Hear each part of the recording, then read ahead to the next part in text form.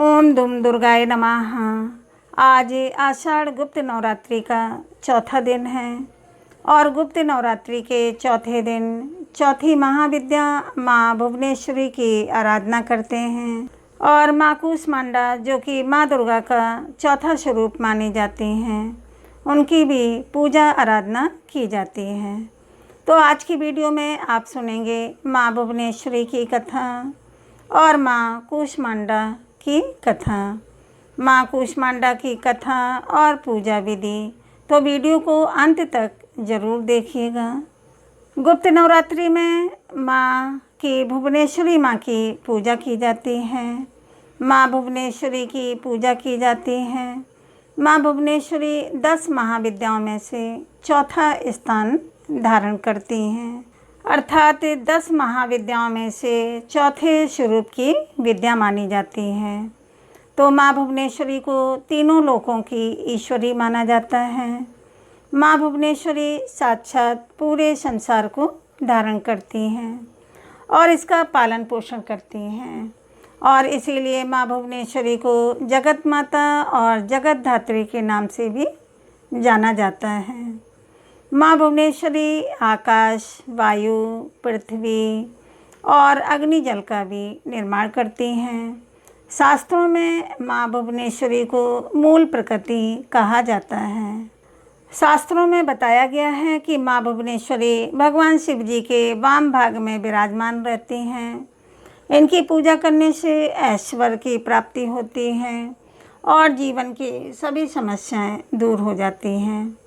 भक्तों की समस्त मनोकामनाएं पूरी करती हैं माँ भुवनेश्वरी। इन्हें भगवान शिव जी की सहचरी अर्थात सखी भी कहा जाता है। माँ भुवनेश्वरी की विधि विधान से पूजा करके इस मंत्र का जप करना चाहिए। ओम श्री भुवनेश्वराय नमः। इस मंत्र का जप करने से समस्त प्रकार की कामनाएं पूरी हो जाती हैं। और इस मंत्र का जप आपको हकीक की माला से, यानी कि सफ़ेद हकीक की या फिर रुद्राक्ष की माला से करना है। तो पौराणिक कथाओं में माता भुवनेश्वरी को ही शताक्षी और शाकंभरी नाम दिया गया है। पुत्र प्राप्ति के लिए लोग इनकी आराधना करते हैं। आदिशक्ति माँ भुवनेश्वरी के विषय में एक पौराणिक कथा है।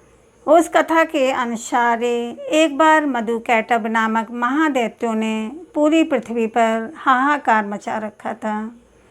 तब सभी देव मिलकर भगवान विष्णु जी के पास गए और उनको अपनी निद्रा का त्याग करने के लिए प्रार्थना करने लगे ताकि वे जल्दी से उठकर मधुकैटभ का वध करें और उनकी रक्षा करें। देवताओं की स्तुति सुनकर भगवान श्री हरि विष्णु प्रसन्न हुए और उन्होंने अपनी निद्रा का त्याग किया तथा जागृत हुए और उन्होंने 5000 वर्षों तक मधुकैटभ नामक महाअसुर से युद्ध किया। महाअसुरों से युद्ध किया।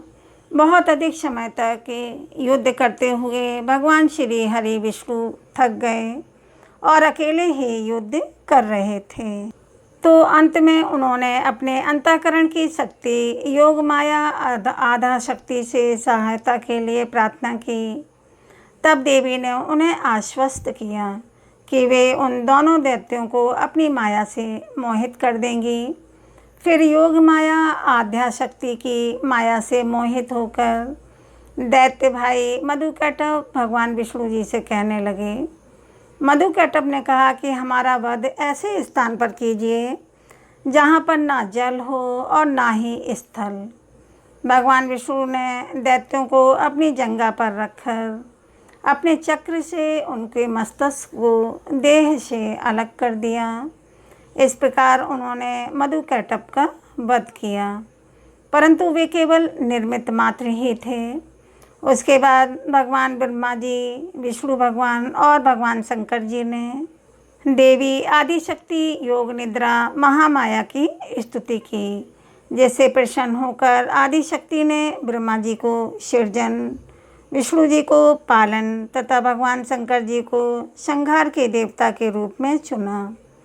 ब्रह्मा जी ने देवी शक्ति से प्रश्न किया कि अभी चारों ओर जल ही जल फैला हुआ है पंच तत्व, गुण, तन, मात्राएं और इंद्रियां कुछ भी व्याप्त नहीं हैं, तथापि तीनों देव शक्तिहीन हैं।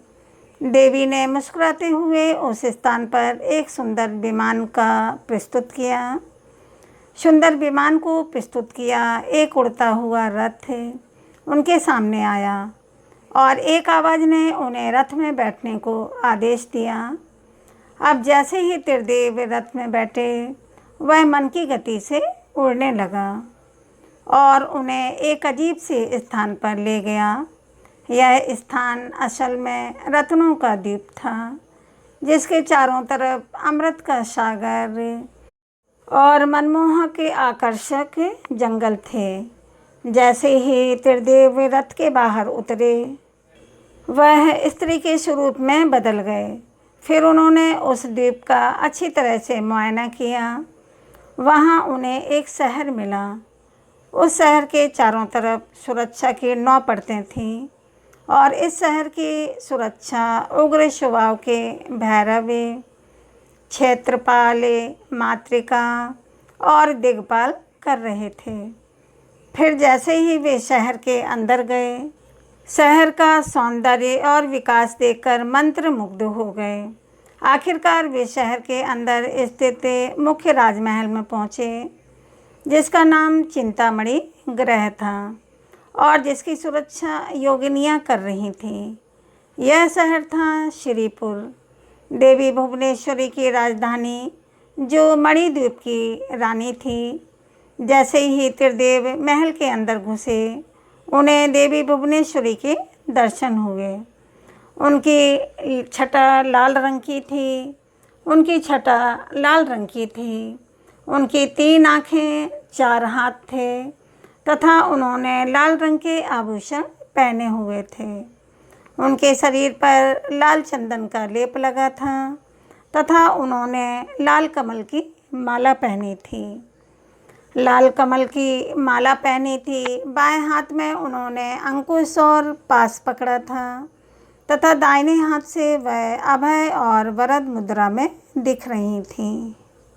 उनका मुखौटे अर्धचंद्र रूपी मणि द्वारा सुसज्जित था और वह त्र्यंबक भैरव की बाई गोद में बैठी थी, जो कि श्वेत वर्ण के थे। उन्होंने श्वेत वस्त्र पहने थे। उनके बाल उलझे हुए थे तथा उनके सर के ऊपर भी अर्धचंद्र और गंगा नदी थी। उनके 5 चेहरे थे तथा हर एक चेहरे में 3 आँखें थीं। उनके 4 हाथ थे तथा उन्होंने त्रिशूल और फरसे लेने के साथ ही वरद और अभय मुद्रा भी प्रदर्शित की हुई थी। देवी भुवनेश्वरी और त्र्यंबक भैरव पंच प्रेत आसन पर विराजमान थे। पंच प्रेतासन पर वह सिंहासन है, जिसमें परम शिवा गद्दी के रूप में तथा 5 पैरों के स्थान पर सदाशिव, ईश्वर, रुद्र, विष्णु और ब्रह्मा जी स्थापित हैं। इन सबकी सेवा में अनेकों योगिनियाँ थीं। इनमें से कुछ तो पंखा डोल रही थीं, कुछ कपूर डालकर पान के पत्ते समर्पित कर रही थीं, कुछ नए शीशे पकड़े हुए थीं और कुछ घी, शहद और नारियल पानी समर्पित कर रही थीं। कुछ माता के बाल का श्रृंगार करने के लिए तैयार थीं और कुछ देवी के मनोरंजन के लिए नृत्य तथा गायन में लिप्त थीं। त्रिदेव ने वहाँ पर असंख्य ब्रह्मांड देखे। हर ब्रह्मांड में उनकी तरह ही त्रिदेव थे और यह सब उन्होंने माता भुवनेश्वरी के पैरों के नाखूनों में ही देख लिया था। कुछ ब्रह्मांड ब्रह्मा जी द्वारा बनाए जा रहे थे और कुछ भगवान विष्णु द्वारा पाले जा रहे थे तथा कुछ ब्रह्मांड भगवान शंकर जी के द्वारा संहारित किए जा रहे थे। त्र्यंबक अर्थात ब्रह्मा जी की इच्छा शक्ति द्वारा उत्पन्न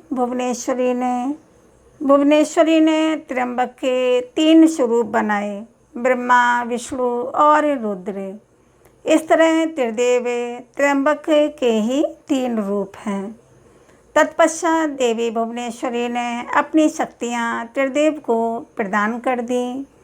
ब्रह्मा जी के लिए देवी सरस्वती, भगवान विष्णु के लिए देवी लक्ष्मी तथा भगवान शंकर जी के लिए देवी काली का निर्माण किया और उन्हें उनकी जगहों पर स्थापित किया। ब्रह्मा और सरस्वती ने मिलकर एक ब्रह्मांड रूपी अंडा बनाया। रुद्र और काली माँ ने इसे तोड़ा जिससे कि पंच तत्व स्वरूप में आए। इसके बाद पंच तत्व का उपयोग करके ब्रह्मा और सरस्वती जी ने संपूर्ण ब्रह्मांड की रचना की तथा विष्णु भगवान और लक्ष्मी माता ने इसके पालन पोषण का हर कार्य किया।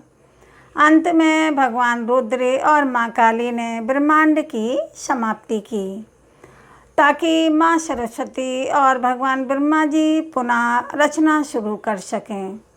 देवी भुवनेश्वरी की पूजा करते समय ताजे लाल फूल या फिर सफ़ेद पुष्प चढ़ाना शुभ माना जाता है।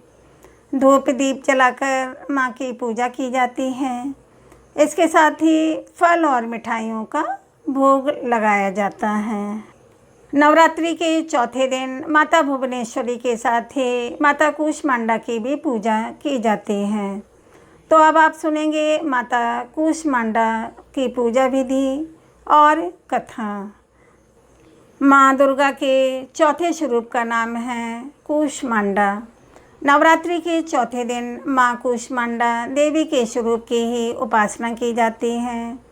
अपनी मंद मंद हल्की हंसी के द्वारा अंड यानी ब्रह्मांड को उत्पन्न करने के कारण इस देवी को कूष्मांडा नाम से अभिहित किया गया है।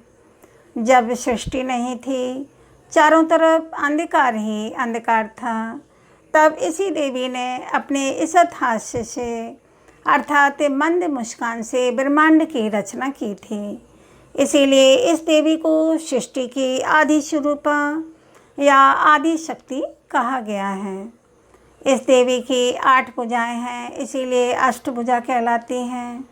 इनके 7 हाथों में क्रमशः कमंडल, धनुष, बाण, कमल पुष्प, अमृत, पूर्ण कलश, चक्र तथा गदा है और 8वें हाथ में सभी सिद्धियों और निधियों को देने वाली जपमाला है। इस देवी का वाहन सिंह है और इन्हें कुम्हड़े की बलि अति प्रिय है। संस्कृत में कुम्हड़े को कूष्मांड भी कहते हैं, इसलिए इस देवी को कूष्मांडा कहा जाता है। इस देवी का वास माना गया है सूर्यमंडल के भीतर के लोक में और सूर्यलोक में रहने की शक्ति और क्षमता केवल इन्हीं में है। इसीलिए इनके शरीर की कांति और प्रभा सूर्य की भांति ही देदीप्यमान है। इनके ही तेज से 10 दिशाएं आलोकित हैं। ब्रह्मांड की सभी वस्तुओं और प्राणियों में इन्हीं का तेज व्याप्त है। विधि विधान से माता कूष्मांडा की पूजा करने पर भक्तों को कम समय में ही कृपा का सूक्ष्म भाव का अनुभव होने लगता है, अर्थात माता रानी की कृपा प्रतीत होने लग जाती है। इससे भक्तों के रोगों और शोकों का नाश होता है तथा आयु, यश, बल और आरोग्य प्राप्त होता है। माता रानी की पूजा करने से आदियों और व्याधियों से मुक्ति दिलाती है माँ और उसे सुख, समृद्धि और उन्नति प्रदान करती हैं और इसीलिए इस देवी की उपासना के लिए भक्तों को सदैव तत्पर रहना चाहिए। माता कूष्मांडा की कथा दुर्गा सप्तशती के कवच में लिखा है। माता कूष्मांडा की कथा दुर्गा सप्तशती के कवच में लिखा है, अर्थात वह देवी जिसके उदर में त्रिवेद ताप युक्त संसार स्थित है वह कूष्मांडा है। देवी कूष्मांडा इस चराचर जगत की अधिष्ठात्री हैं। जब सृष्टि की रचना नहीं हुई थी तब उस समय चारों ओर अंधकार ही अंधकार था। देवी कूष्मांडा जिनका मुखमंडल सैकड़ों सूर्य की प्रभा से प्रदीप्त है उस समय प्रकट हुई उनके मुख पर बिखरी हुई मुस्कुराहट से सृष्टि की पलकें झपकनी शुरू हो गईं और जिस प्रकार से फूल में अंडे का जन्म होता है, उसी प्रकार से कुसुम अर्थात फूल के समान माता की हंसी से सृष्टि में ब्रह्मांड का जन्म हुआ। अतः यह देवी कुष्मांडा के रूप में विख्यात हुई। इस देवी का निवास सूर्यमंडल के मध्य में है और वह सूर्यमंडल को अपने संकेत से नियंत्रित करती हैं। माँ दुर्गा के कुष्मांडा स्वरूप की पूजा के लिए सुबह जल्दी उठना चाहिए और नित्य कर्मों से निवृत्त होकर स्नान कर लीजिए। साफ स्वच्छ वस्त्र धारण कर लीजिए। फिर भगवान सूर्यदेव को जल अर्पित करके अपने घर के मंदिर पर, जहाँ पर आपने माँ की चौकी प्रतिमा स्थापित की है, वहाँ पर आप दोनों हाथ जोड़कर सच्चे मन से सभी देवी देवताओं को प्रणाम करके अपने एक शुद्ध आसन पर बैठ जाइए। सबसे पहले 3 बार आचमनी कर लीजिए। उसके बाद हाथ धोकर और अपने आसपास जो सामग्री हैं उन सबको गंगा जल डालकर शुद्धिकरण कर लीजिए और अपने आसपास की सभी वस्तुओं को शुद्धिकरण करने के बाद अपने सामने शुद्ध घी का दीपक जलाइए और विधि विधान से गणपति बप्पा का सर्वप्रथम पूजन करना है। इसके बाद माता रानी की पूजा कीजिए, सभी देवताओं की पूजा कीजिए, क्योंकि कलश में सभी देवी देवता विराजमान होते हैं। तो कलश का पूजन करने के बाद अपने पास अगर नवग्रह मंडल है जो आपने स्थापित कर रखा है, उसकी भी पंचोपचार विधि से धूप दीप अक्षत पुष्प इत्यादि अर्पित करके पूजा कर लीजिए। इसके बाद माँ दुर्गा के चौथे स्वरूप माँ कुष्मांडा की पूजा आप लोग कर लीजिए और माँ के चरणों में फूल धूप दीप अक्षत पुष्प इत्यादि जो भी आपके पास सामग्री हैं वो अर्पित कर दीजिए।